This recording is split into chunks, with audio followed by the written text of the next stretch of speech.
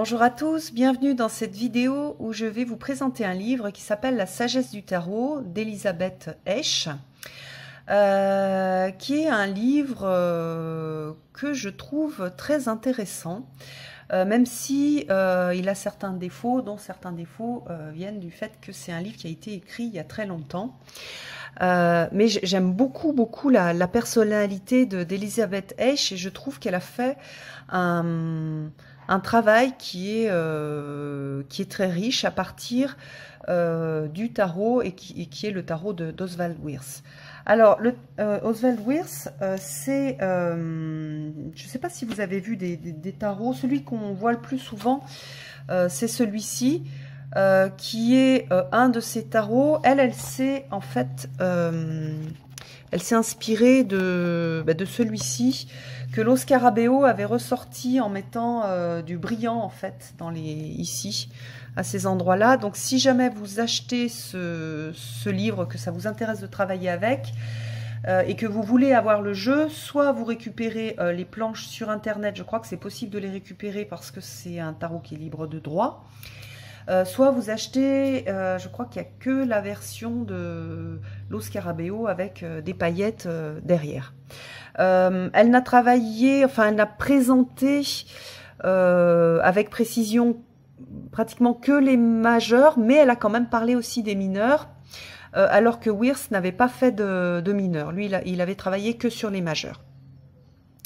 Pour info aussi, moi j'ai un livre qui est très ancien aussi, qui s'appelle Le Tarot des Imagiers du Moyen-Âge, qui a été écrit par Wirth. Donc Wirth, c'est... il a travaillé en même temps que les gens de la Golden Dawn, c'est à peu près ces mêmes périodes-là, et il a repris le tarot de Marseille pour travailler avec, et pour en faire un tarot un peu comme Waite, enfin comme la Golden Dawn a fait ce travail-là. Alors, donc c'est pas un livre facile à présenter, mais j'avais vraiment envie de le présenter parce qu'il est un petit peu unique. Oui, il y a un vrai travail en profondeur qui a été réalisé. Alors, il est sorti, voilà, en 1971. Donc, vous voyez, c'est pas tout nouveau. Moi, ce que je trouve assez fascinant, c'est que déjà en 1971, elle avait une approche très intelligente du tarot et de ce qu'il pouvait y avoir derrière tout ce travail sur les cartes, notamment au niveau psychologique et philosophique et mystique. Alors, le premier... comment dire, les premières pages, on a des choses sur le fait, voilà, qu'on utilise le tarot en tant que connaissance, enfin pour nous aider à nous connaître. Pourquoi est-ce qu'elle a choisi le tarot de Wirth? Alors pour elle, c'est le tarot le plus pur. Pour moi, ça pas, enfin la pureté du tarot, ça n'a pas vraiment de sens. Par contre, tout le travail qu'a fait Wirth sur le tarot est hyper intéressant. Donc du coup, on peut avoir cette idée de pureté parce qu'il a remis en fait des significations ésotériques sur les cartes. Donc c'est intéressant. Mais pour moi, si on devait vraiment dire qu'un tarot est pur, on pourrait dire plutôt un tarot c'est le plus ancien, donc prendre un ancien tarot. Mais même dans les anciens tarots, je le redis, hein, parce qu'il y a beaucoup de choses qui circulent, beaucoup d'informations qui circulent et qui sont fausses. Au niveau historique, on a pas mal de tarots qui sont de même époque, avec des choses différentes, des couleurs différentes, même des représentations différentes. Donc il n'y en a pas un qui est le plus pur qu'un autre. Voilà. Alors, donc la première partie sur l'histoire, c'est l'histoire du tarot comme on l'a raconté dans les années 70. Donc il y a bien sûr des choses qui sont pas justes. Mais peu importe, en fait, c'est pas, pour moi, c'est la richesse du livre, elle vient pas de la toute petite partie où on parle de l'histoire. Donc la richesse, c'est, enfin du livre, c'est l'utilisation du tarot de Wirth pour pénétrer dans ce monde du tarot, en utilisant notamment tous les symboles que Wirth a utilisés et a mis dans ses cartes. Donc on a quelque chose qui est pas ésotérisme chrétien, mais plutôt ésotérisme juif. Donc on est sur la Kabbale, on est sur ces traditions-là. avec voilà la table d'émeraude, ce qui est en haut est en bas. Donc ça c'est vraiment une des, comment dire, pour tous les gens qui, ou comme moi, ou tous les gens qui travaillent au niveau ésotérique, on a vraiment cette idée de reflet en fait de la divinité en soi. Et on a aussi en soi une partie de la divinité, donc une, comment dire, une circulation entre le haut et le bas. Donc à chaque fois, on va avoir donc le nombre, la lettre, donc la lettre hébraïque associée à la carte. Les associations, toutes les associations ne sont pas identiques entre la Golden Dawn et le travail de Wirth. Et il n'y a pas de loi avec un grand L sur les associations. C'est une question de ressenti personnel. Donc, il n'y en a pas un qui est plus juste que l'autre. Voilà, je voulais aussi remettre un peu des choses en place pour qu'on sache bien de quoi on parle. Donc, à chaque fois, on va avoir la description.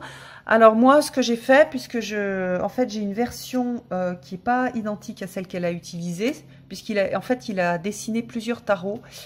Et donc, du coup, je suis allée sur Internet et puis sur ma tablette, j'ai affiché les cartes. Comme ça, je pouvais voir les cartes en même temps que je lisais le texte. Si vous lisez le texte sans regarder les cartes, au bout de 2 pages, vous allez en avoir marre parce qu'il y a tout un lien avec les couleurs, un peu comme ce qu'on peut voir dans le livre de Jodorowsky. Je pense que peut-être Jodorowsky s'est inspiré de ce livre-là lorsqu'il a écrit le sien en utilisant le tarot de Marseille. Donc on a exactement la même chose. On va regarder l'habit du jeune homme, on va regarder les couleurs, on va regarder les coiffures, etc.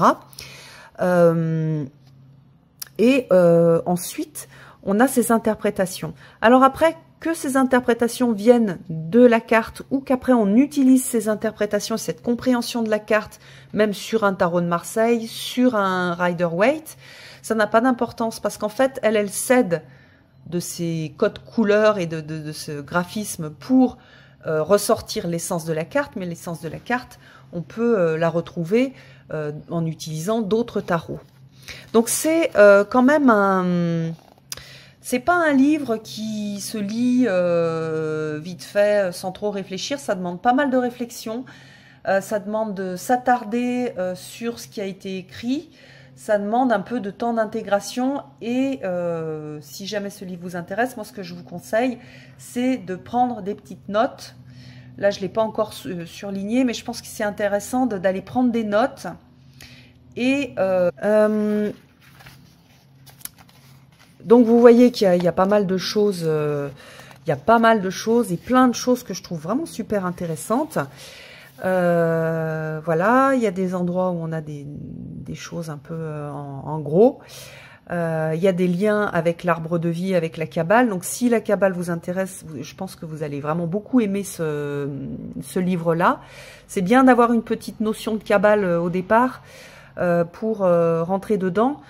Surtout que, en tout cas, moi, je suis plutôt de tradition catholique, donc la Kabbale, l'arbre de vie, au départ, bon, là, bien sûr, je l'ai travaillé, donc j'ai pas eu besoin de le re-regarder, mais au départ, quand je suis rentrée dans le Rider-Waite, j'ai été assez déstabilisée par cette idée d'arbre de vie que je connaissais pas, et il m'a fallu du temps, en fait, pour bien l'intégrer et comprendre ce que c'est, sachant que je pense qu'il faut toute une vie pour bien comprendre l'essence de la représentation et que en fonction de notre évolution, on va le comprendre d'une façon différente, voilà, en fonction de notre ouverture, de nos connaissances, de notre reliance. Mais donc, du coup, quand même, il y a un petit travail à aller, il faut aller voir à quoi ça ressemble et qu'est-ce que ça signifie, voilà. Et puis, on a les lettres hébraïques. Voilà, et puis ensuite, on va avoir ça pour toutes les cartes. Donc là, on a la papesse, elle redonne le nom alors, ça vient du rider, en fait, hein, donc la grande prêtresse. Mais elle est quand même partie sur les noms, au départ, les noms du tarot de Marseille. Et donc, on a plein d'ouvertures et plein de compréhension mystique, ésotérique de la carte qui nous est donnée pour chaque pour chaque carte. Donc vraiment, je trouve que c'est un vrai régal ce livre. Par contre, je le redis, c'est pas un livre qui se lit vite. C'est un peu, comment dire, c'est un petit peu le type de livre qu'on va lire une fois, en bossant un peu dessus, et puis après, on va peut-être le relire, ou alors, quand on va avoir une carte, on va aller se référer à ce qu'on a pu, par exemple, surligner, ou à ce qu'on a pu noter par rapport au livre. Donc, je trouve que c'est, voilà, c'est un peu des livres de base qui sont toujours hyper intéressants. Mais si on veut un truc vite fait, et si on a une vue de la cartomancie comme étant, voilà, je fais un stage d'une semaine et après c'est bon, je tire les cartes, on n'est pas du tout dans cette optique-là, on est plus sur une optique de la cartomancie comme étant une façon en fait de travailler et un peu un chemin, voilà. Donc là, voilà, c'est un chemin en fait, ce livre-là, c'est pas... Lorsqu'on a fini le livre, on n'a pas fini le livre en fait. On a juste parcouru un bout de chemin et on peut y retourner pour aller revoir des choses. Donc voilà. Alors, qu'est-ce que je vais vous montrer donc il y a des choses sur les chiffres aussi, notamment avec au niveau du 9, de l'ermite. Il y a aussi, alors ça je vais vous le montrer, des valeurs numériques. Donc ça j'ai pas... En fait c'est un livre qu'on va... Enfin, en tout cas moi dans mon expérience, je trouve que c'est pas un livre qu'on va tout comprendre la première fois. On a besoin d'y revenir et puis au fur et à mesure qu'on travaille sur des choses, on va pouvoir... refaire des liens. Par exemple, moi, les lettres hébraïques, j'ai pas énormément travaillé avec, ça me parle pas forcément, donc cette partie-là, c'est vrai que je l'ai un petit peu étudiée, mais ça m'a jamais trop parlé, donc là, j'ai pas trop fait attention à ça. Après, il y a des notions, par exemple, d'alchimie, donc si je l'avais lu il y a 6-7 ans, j'aurais pas trop compris de choses, alors que maintenant que je connais mieux, du coup, je peux faire des liens, je comprends un petit peu mieux ce qui est dit dans le texte, et puis, du coup, ça m'aide aussi à comprendre l'alchimie, hein, ça va dans les deux sens. Alors, attendez, ce que je voulais vous montrer, c'est le positionnement du fou que l'on retrouve. Je ne sais pas si vous l'avez déjà vu dans certains livres, mais parfois on pose le fou en tant que carte 21 et pas carte 22. Donc voilà, on a cette présentation-là et cette vue en fait du fou comme étant la carte 21 et puis donc le monde en carte 22. Voilà, alors je vais juste vous lire le début là de l'épilogue pour vous donner un peu l'esprit du livre. Au cours de cet exposé, nous avons essayé de vous décrire les arcanes majeures du tarot, les 22 niveaux de conscience, tels que les initiés des temps anciens les ont transmis sous leur forme illustrée et symbolique. Donc là, vous voyez qu'il y a un côté un peu, comment dire, ancienne vue, avec tous les mythes qu'il y avait autour de l'histoire du tarot à cette époque-là.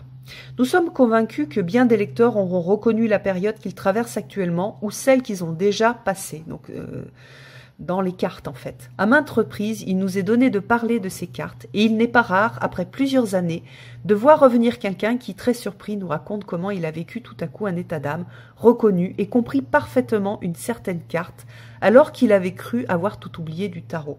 Et ça, c'est la force du tarot, puisqu'on a des représentations d'archétypes, donc des choses que l'on a tous. On a tous toutes les cartes du tarot en nous, et du coup, c'est vrai que c'est super intéressant lorsqu'on reconnaît dans une carte, une période de vie.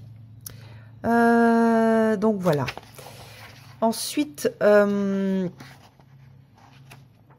voilà. Ensuite, on a, voilà, c'est tout on a tout ce travail là sur les majeurs avec d'autres choses. Hein, vous avez vu là dans le 9, on avait un travail à partir du 9.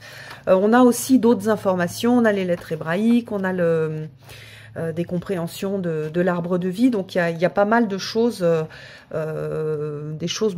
Enfin, on a aussi les noms, toute la science des noms. Il y a toute une partie en fait de la Kabbale avec les noms liés aux lettres hébraïques, les noms liés à des chiffres, etc. Ça c'est assez complexe et je suis pas trop calée là-dessus.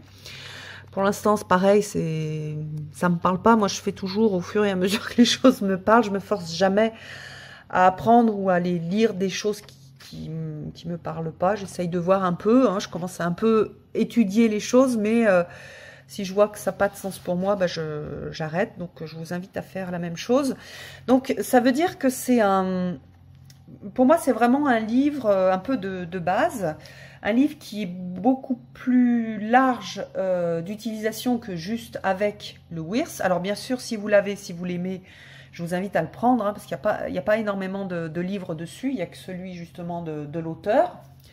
Donc là, on a une autre vue, beaucoup plus enfin, il y a un côté, oui, de philosophie, d'ésotérisme, de psychologie aussi. Donc c'est super, super intéressant.